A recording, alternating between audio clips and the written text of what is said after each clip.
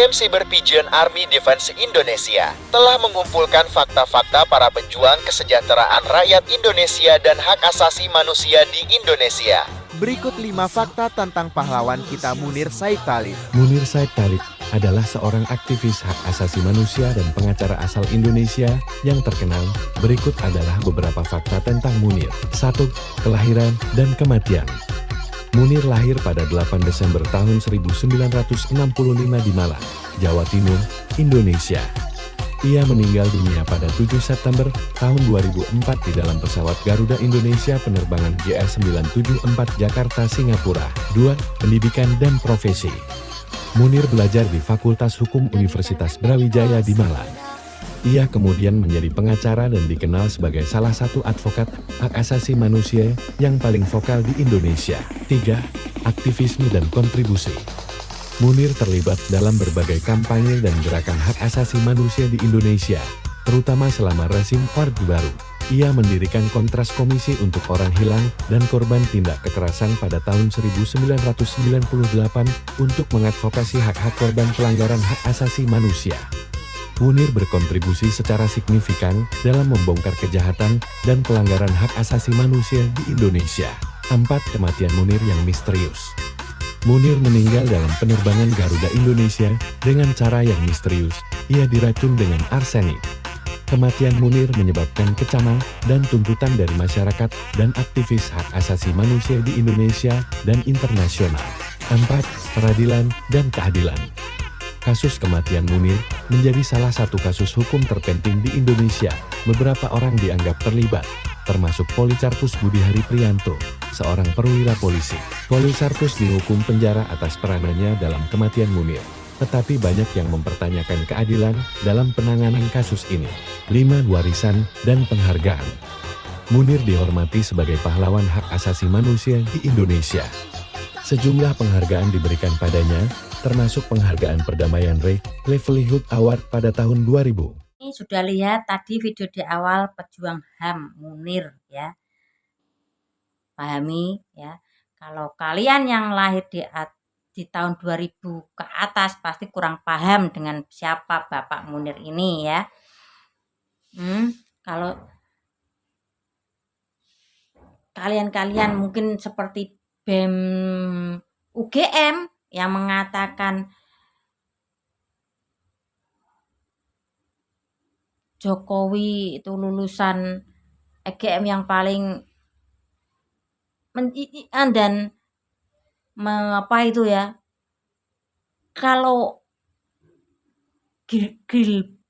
Gibran pas apa namanya Gibran ini ya bicara seperti ini di eranya Orde Baru ya, gak pakai lama pasti sudah innalillahi wa inna ilaihi rajiun ya. Itu pasti ya. Beruntung ya masih bisa bicara seperti itu di eranya Pak Jokowi ya. Kurang demokrasi bagaimana?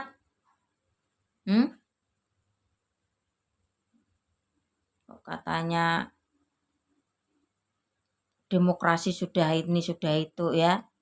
Coba saja itu Gibran itu ya ngomong seperti itu di era Orde Baru ya, atau enggak innalillahi wa inna ilaihi rajiun, telah meninggal Gibran ya, atau RIP Gibran ya.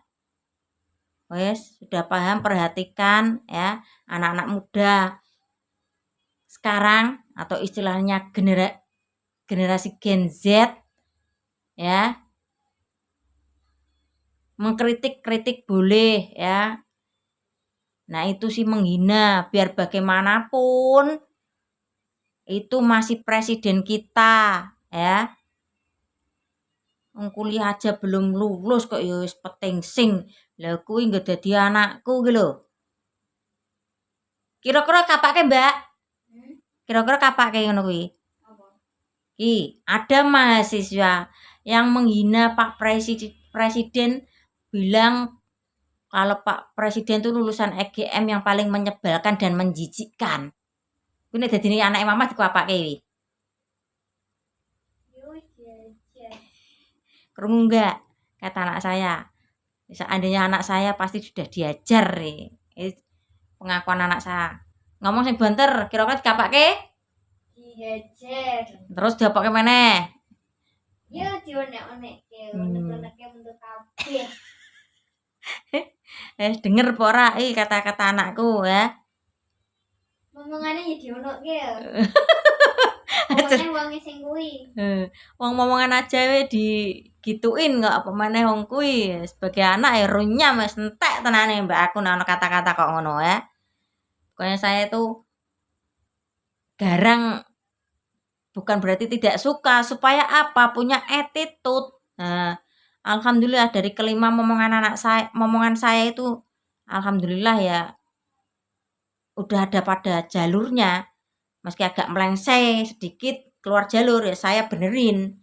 Meski dengan nada intonasi tinggi atau dengan tindakan sedikit. Apalagi sampai kuliah seperti ini. Wes, untuk generasi Gen Z udah paham ya. Era dulu tuh, era Orde Baru presidennya siapa? Mbah Harto. Menantunya siapa? Menantunya Mbah Harto siapa? Mas Prabowo ya. Oh enggak, saya tambahi Kang Mas Prabowo. Karena beliau tidak mau dipanggil Mbah atau Eyang, mintanya dipanggil Mas. Saya kasih panggilan Kang Mas Prabowo ya. Udah paham? Ya, makanya untuk generasi Gen Z attitude-nya harap dijaga ya. Kritik boleh tapi menghina jangan. Kalau sekedar sindiran atau satir ya gak masalah lah ya, oke. Kurang demokrasi bagaimana kita ini ya dalam bermedsos, mengkritik pemerintahan, mengkritik presiden, ya.